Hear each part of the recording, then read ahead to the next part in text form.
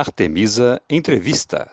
Vamos conversar com o Dr. Marcos Hereno Auler, farmacêutico bioquímico, com mestrado, doutorado e pós-doutorado em microbiologia pela USP. É professor adjunto de micologia clínica da Faculdade de Farmácia da Universidade Estadual do Centro-Oeste do Paraná.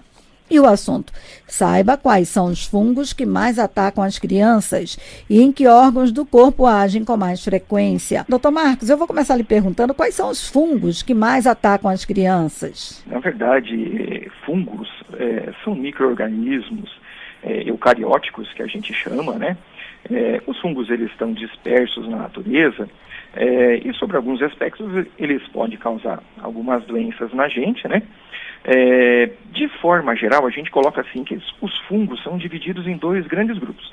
Os fungos filamentosos, que a gente chama os bolores, né, os mofos, e os fungos leveduriformes, né? Então a gente costuma separar esses dois grandes grupos, e esses grupos de fungo, sobre alguns aspectos, acabam gerando micoses ou infecções. Tá? Qual a diferença entre eles, doutor? Um é mais perigoso, não é? Por que essa diferença? Na verdade, assim, eu gosto muito dos fungos, né? Porque a gente trabalha com fungos, e fungos são muito amigos da gente. Eles fazem queijo, eles fazem vinho, pão, a cerveja, eles fazem remédio para os antibióticos, eles colaboram na indústria farmacêutica. Entretanto, sobre alguns aspectos, eles acabam gerando doenças na gente, né? Principalmente pacientes que têm algum distúrbio do sistema imunológico, né? Leveduras do gênero Cândida são os principais agentes hoje causadores de infecções em humanos, né?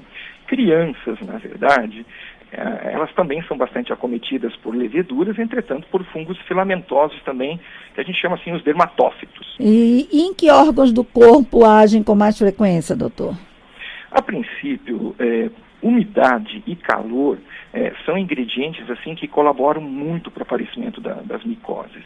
Então, dependendo da região do corpo, essas micoses recebem diferentes nomes. Então, elas podem atuar na pele glabra, recebe o nome de tinea corporis, no couro cabeludo, no pé, né, na famosa tinea pedis, na unha. Também pode causar infecções, a gente chama de onicomicose, na virilha, né? Bom, de forma geral, a gente, quando nasce, as crianças, elas podem ser acometidas com aquela micose que a gente conhece por sapinho ou candidose, né, que são micoses causadas por fungos leveduriformes do gênero Cândida, forma aquelas plaquinhas esbranquiçadas na boca da criança. Então já é a primeira micose que as crianças podem ser acometidas. Outra micose também que pode aparecer logo quando a criança nasce, a criança costuma colocar muito o dedinho na boca. Então, na verdade, muita umidade acaba desenvolvendo micose também no dedinho da criança. A gente chama de paroníquia, né, que acomete a cutícula ao redor da unha, né. Nós temos também as famosas, bastante conhecidas, as frieiras, né, que acometem a região dos pés, né. No couro cabeludo também se observa bastante em crianças, né? A gente vê aquelas lesões descamativas, principalmente em creches. Às vezes tem uma criança que aparece com essa lesão, é feito o diagnóstico e depois é feito o tratamento. A gente procura fazer todo o tratamento para todas as crianças, né? Outra micose que a gente fala muito é aquela dita micose de praia, micose de piscina, né? Que na verdade a criança acaba tomando o banho de sol, né? E fica bronzeadinho e fica aquelas lesões, aquelas manchas esbranquiçadas no tronco, nas costas. Então o que é aquilo? Na verdade a pessoa tinha já a levedura, tomou sol, né? E aonde tem o fungo acaba não bronzeando, e por isso que fica aquelas lesões. Então, isso é bastante comum que a gente observa, principalmente praia, piscina, né?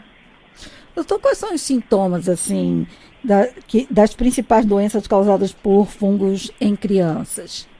Bom, as lesões geralmente apresentam placas de coloração avermelhada, acastanhadas ou esbranquiçadas, né? E tem sempre um pouquinho de descamação nas bordas das lesões.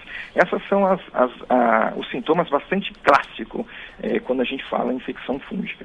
E essas doenças são transmissíveis, doutor? Sim. De forma geral, elas podem ser transmitidas tanto de forma direta como indireta. Ou seja, quando a criança tem contato com indivíduos que têm a micose, né, ou quando a criança entra em contato com outros elementos que têm o fungo, um boné, um pente, caminhão em regiões que está contaminado com fungo, enfim. Doutor Marcos, e essas infecções causadas por fungos, elas podem chegar a matar? Bom, veja bem, as infecções de caráter superficiais, elas geralmente são de fácil tratamento, né? Entretanto, infecções sistêmicas, infecções profundas, elas podem levar a quadros graves, podendo levar ao óbito o paciente em alguns casos, né? Cabe ressaltar, eu gosto sempre de deixar bem claro assim, que o prognóstico de uma infecção fúngica está bastante relacionado com o estado imunológico do paciente. Então, pacientes que têm algum distúrbio, algum problema no sistema imunológico, né, em alguns aspectos, essas infecções podem levar a óbito, sim. Doutor, e como a gente está falando aqui de crianças, né, vamos falar com os pais agora, como os pais devem fazer para evitar, né, essas doenças causadas por fungos? Claro, claro. Na verdade, como a gente falou, umidade e calor, né? Então são os ingredientes, assim, a locomotiva que acaba contribuindo de forma significativa para a geração das micoses. Então, diminuir a umidade presente nas áreas suscetíveis, né, pode prevenir significativamente as micoses. Então, secar bem os dedos dos pés, secar cuidadosamente a pele depois do banho, né? Atenção especial naquelas áreas de dobras da pele, né? Crianças que costumam usar bastante o tênis o dia inteiro, então, de preferência, colocar um talquinho, aquele talquinho, ele acaba prevenindo. Evitar ficar com roupas molhadas muito tempo. Então, tudo isso pode favorecer com que apareçam as micoses. Quer dizer que a higiene é fundamental para evitar, né, doutor? Sem dúvida, sem dúvida. Cuidados com higiene podem prevenir significativamente as micoses, né? Então, evitar compartilhar roupas, toalhas, pentes, escovas de cabelo, boné, né? O cuidado nessa questão de andar descalço, né? Eu gosto de andar descalço, eu acho que as pessoas têm que sentir a natureza, mas assim, às vezes a gente não sabe, por exemplo, praia, a gente não sabe certos ambientes públicos, se aquele ambiente foi contaminado com fungos, né? Então, animais podem transportar micoses e podem liberar esses esporos no ambiente. E se você estiver descalço, naqueles ambientes, tu pode acabar, infelizmente, pegando uma micose. Então, são cuidados interessantes, né, que a gente tem que cuidar, né? Essa questão do animal de estimação é outro assunto também bastante interessante, né?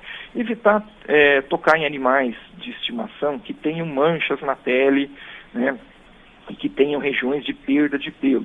Esses animais, na verdade, podem ser portadores das micoses e podem passar esses fungos para as crianças, né?